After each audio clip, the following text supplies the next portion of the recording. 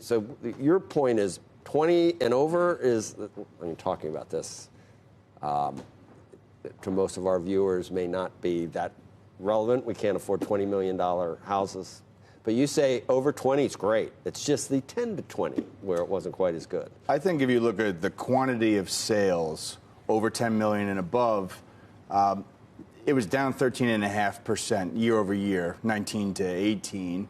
But if you really break it down by segment, 10 to 15, 15 to 20, 20 plus, the 30 plus market is outperforming at a 5-year high. The 20 to 30 plus market is relatively flat year over year. The problem child that we've identified is between 10 and 15. It's down 30% year over year. And since 2016, it's down 42%.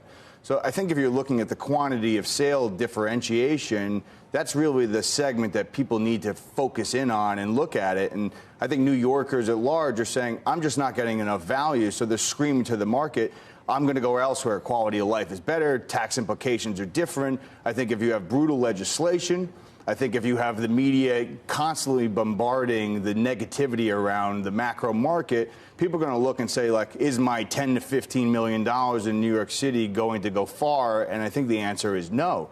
People are looking elsewhere. But if you have a different price segment, I think you need to take a very myopic and micro view of that segment and not just look at the market as a whole. And the narrative really needs to change around what is the luxury segment of the market. So when did the mansion tax for New York City, when did that go into effect?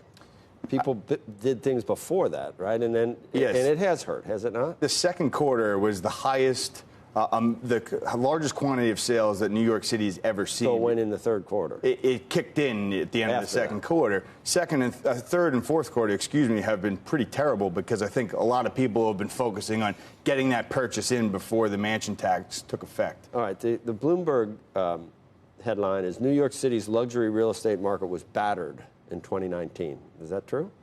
I don't think it was bad. I think it was battered from an intention perspective. I think the bias was overwhelming. I think when people are walking on the streets and all they hear is negative information, and that's a macro perspective, it's hard for people to get very granular about their investment. So my goal is to change the psychology around how people are viewing their micro markets. Well, you're in that business. I wonder what you sort of have to put on a happy face. But contracts signed for homes priced at $4 million or more fell 16% year over year in 2019. It did. I think, again, consumers are looking at the value that they're getting for that amount of money. $4 million is no small chunk of change.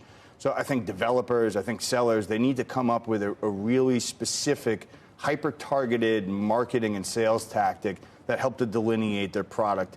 The days of the traditional brokerage model that you could just put up a listing on the internet and hope the market shows efficiency and brings you a buyer, it's over. I think you really need to be specific and hire resources that are going to be accountable and give you quantifiable value throughout the process of selling your home. When you look at your part of the market over $10 million, what are the typical other macro factors that you assess that makes you think it's going to be a good year or a bad year? I mean, S&P 500 up strongly this year. Does that always one for one lead to a strong year the next year? Not one for one. I think sentiment is everything. I think for a lot of people who are ultra high net worth individuals, their lifestyle is not really going to change that much. But when they purchase that asset or when they take that investment, that's going to be dictated by the overall emotion of the market. So it doesn't hurt that the markets, the equity markets are thriving. So they're going to take money out of that market and put it back into a hard asset like real estate.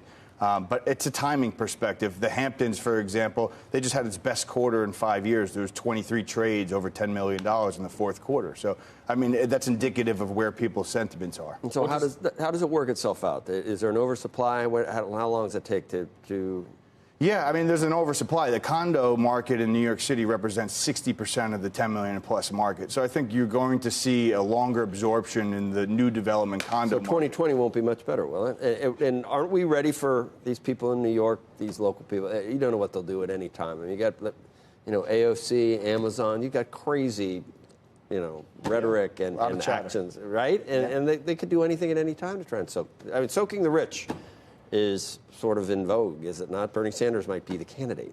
People are definitely weary of what is to come. I think, again, people need a home. In New York City, it's usually a primary home for those who are spending that amount of money. If the pied-à-terre concept comes into play and it really drives people out of the city, people can do business anywhere in the world now. So they're looking to expand their horizons and find other markets that are better quality of life, lower tax implications, and better overall investment.